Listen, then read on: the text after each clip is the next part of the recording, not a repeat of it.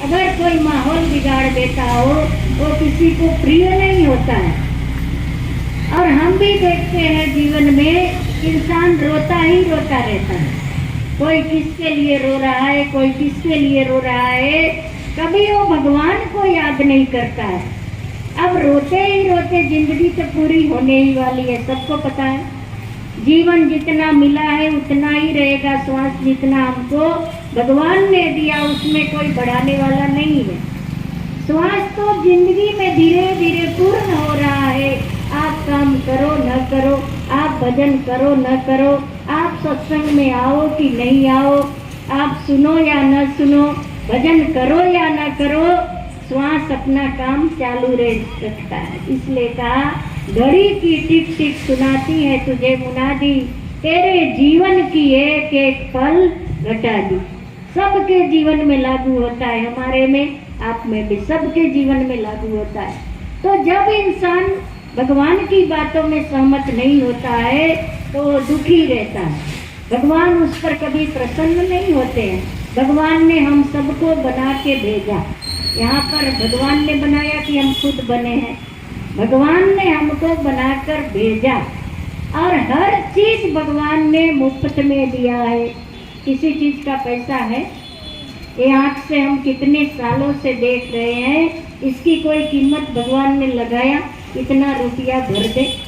एक कान से हम कितने सालों से सुन रहे हैं, भगवान ने कभी कहा इतना पैसा भर दे। एक एक इंद्रियों की आप बात करो कि हर इंद्रियों का हम यूज कर रहे हैं, पर भगवान ने कभी किसी का दिल नहीं भेजा। तो कभी हमने भगवान को धन्यवाद दिया, कभी हमने भगवान को याद किया।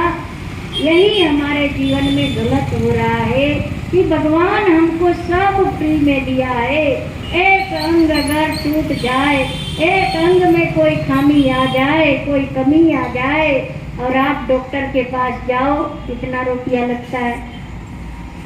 हम गांधी धाम से आए, गांधी धाम के बगल में ही आँख का ऑपरेशन करवाने के लिए गाड़ी में बैठा के सबको ले जाते हैं। मैंने पूछा कितना रुपया लेते हो, तो कहने लगे कि जैसी मणि हो वैसा रुपया होता है।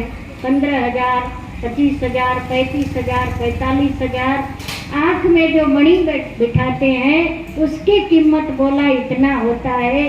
तो कभी सोचो कि भगवान हमको कभी बोला कितने साल से तू देख रहा है। और अभी अभी मैंने सुना कि भाई किडनी फेल हुई है, किडनी डालना पड़ेगा। तो मैंने कहा कि उसकी कीमत क्या होती है, तो कहने लगे एक किडनी डालेंगे 1.5 लाख रुपया लेना है। एक बहन का हृदय डाला तो 25 लाख रुपया लिया। हृदय किसी दूसरे का डाला लेकिन कितना लिया, 25 लाख। तो ये बात हमको समझनी चाहिए। ज्ञान की बात कब सुनाई जाती है, जब इंसान गलत लाइन में जाने लगता है तो संतों को दया आती है, महापुरुषों को दया आती है और वो महापुरुष हमारे बीच में दौड़ के आ जाते हैं। जो तस्वीर सतपाल जी महाराज जन जन को जगाने के लिए आज एक गांव, एक शहर, एक गली नहीं छोड़ा है। ऐसे संतों को भेज करके और सबको बातें सुना सुना करके, सत्संग सुना सुना करके भगवान तक पहुंचाने का जिम्मा उठाया है। कौन? ऐसे महापुरुष जिनको दर्द होता है वही ऐसे कार्य करते हैं। महाराज जी खुद कहते हैं, आग लगी आकाश में, जड़ जड़ पड़े अंगार, संत न होते जगत में तो जल मरता संसार। पूरी दुनिया में आग लग चुकी है।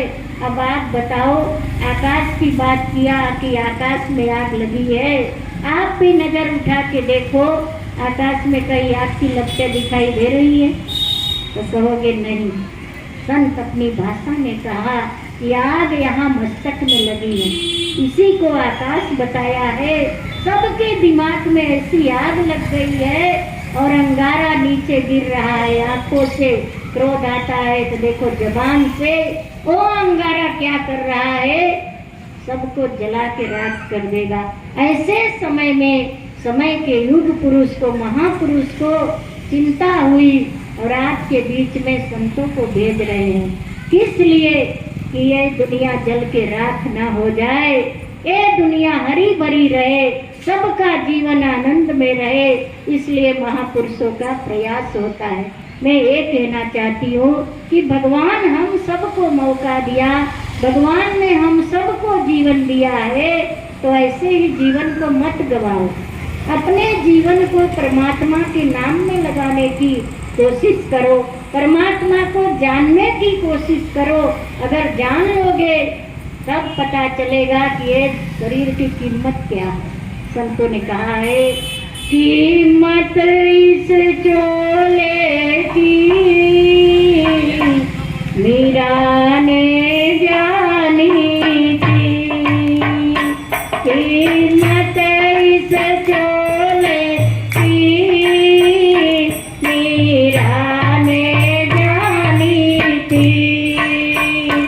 उस जहर के प्याले में चुपी राम कहानी थी, उस जहर के प्याले में चुपी राम कहानी थी।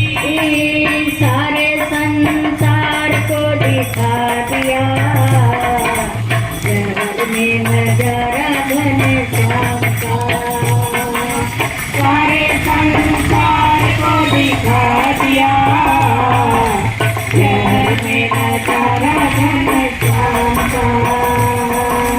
ऋषियों के